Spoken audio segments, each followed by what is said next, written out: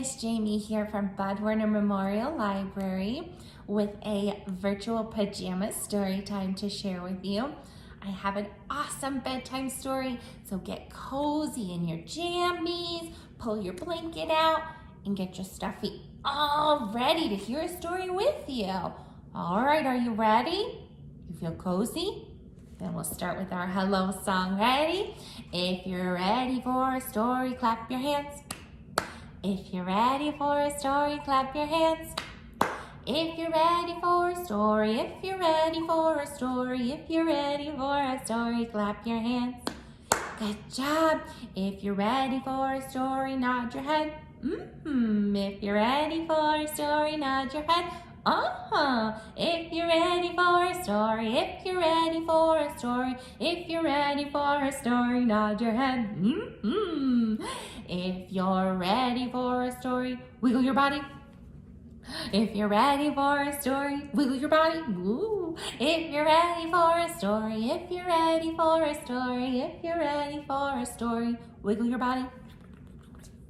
If you're ready for a story, sit so still. If you're ready for a story, sit so still. If you're ready for a story, if you're ready for a story, if you're ready for a story, sit so still. Okay, we're ready. This is a bedtime for Bear. Let's see, looks like he's ready for bed. Everything had to be just so for Bear's bedtime. His glass of water had to sit in the exact right spot on his bedstand. His favorite pillow must be nicely fluffed. His nightcap needed to be snug. Most of all, it had to be quiet. Very, very quiet. One evening, Bear heard a tap, tap, tapping on his front door.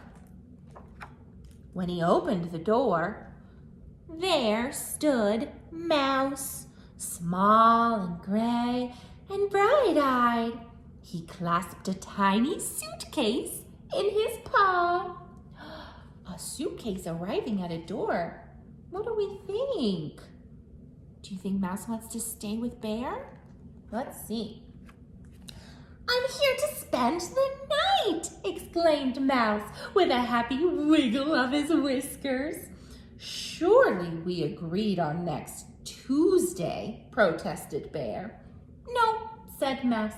You most definitely said tonight.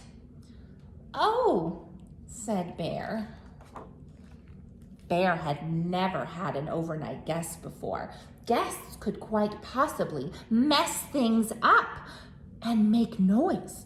And Bear needed quiet, absolute quiet at bedtime. Even so, Bear and Mouse enjoyed an evening of checkers and warm cocoa. And soon, it was time for bed. Remember, I must have absolute quiet, reminded Bear.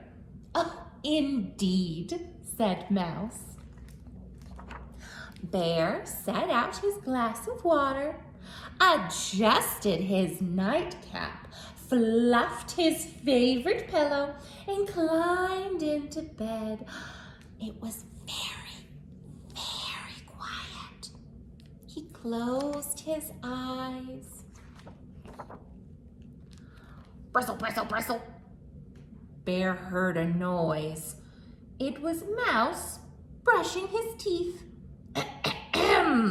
Bear cleared his throat in a reminding sort of way. Most sorry, said Mouse. Bear closed his eyes again. Hum, hum, bum, bum. Mouse hummed while he put on his nightshirt. Pum. Absolute quiet, muttered Bear most patiently. Deepest apologies, said Mouse. Do you see where Mouse is sleeping? In the drawer by Bear. So sweet.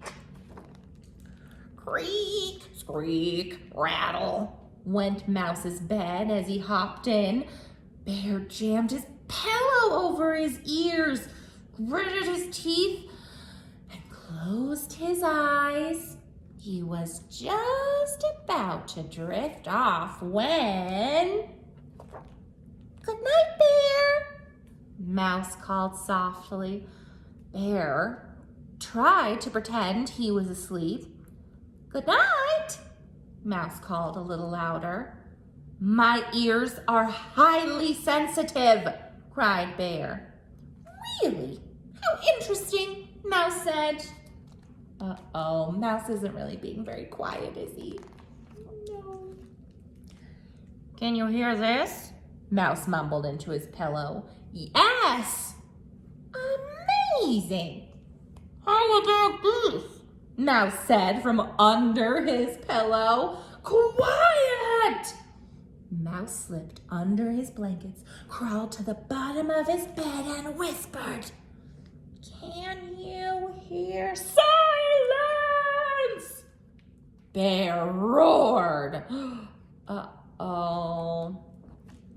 Mouse slid from his bed, went into the closet, and said in the tiniest possible voice into the farthest, darkest, teeniest possible corner of the closet, "Surely you can't." "Will this torment never cease?" wailed Bear. "Oh, sorry, Bear. Good night, Bear," whispered Mouse, tiptoeing back into bed, as quiet as a, well, you know, a mouse. Bear fluffed his favorite pillow, adjusted his nightcap, and waited. But there was no more sound from Mouse. At last, it was quiet. Very, very quiet. There they are. Bear heard a shuffling sound. "Mouse, is that you?" No answer. Bear heard a crack, crack, crack on the floorboards. "I know it's you." No answer. "You can't fool me," Bear growled, but he didn't sound very certain. Bear heard a moaning noise. "Mouse?" Silence. Bear was sure something rustled on the floor. "Mouse!" he cried. "Wake up!" Oh my goodness, does Mouse wake up or what? Mouse stumbled out of bed, small and gray and sleepy-eyed. What is it? But Bear couldn't see any rustly-moany sort of thing in his room. His room looked quite like it always looked. "Nothing," lied Bear, still clutching his blanket to his chin. "I must have been talking in my sleep." Bear chuckled. It was rather quavery.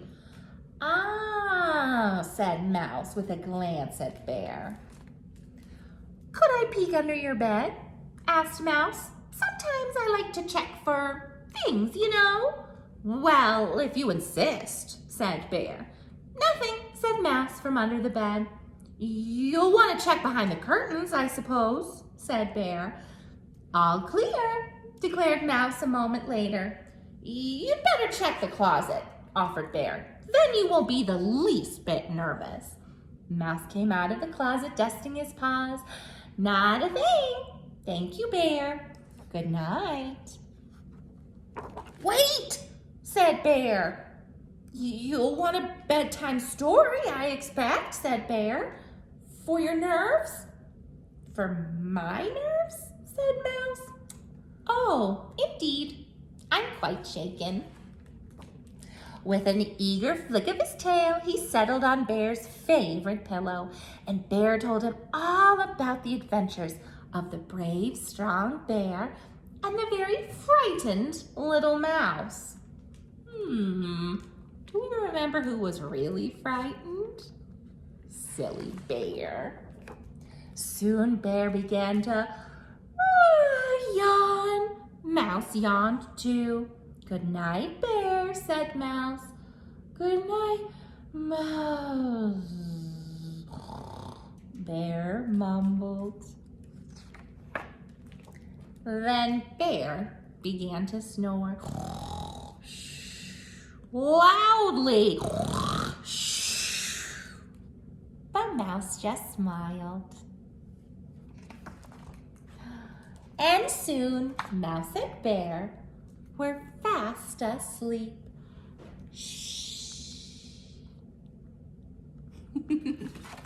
That was a fun story. I'm glad you could join me. So cuddle up, cozy up, and settle down, and we'll see you next time. Ready? Let's sing our goodbye song. Do we remember? Goodbye, friends. Goodbye, friends. Goodbye, friends. It's time to say goodbye. See you next time.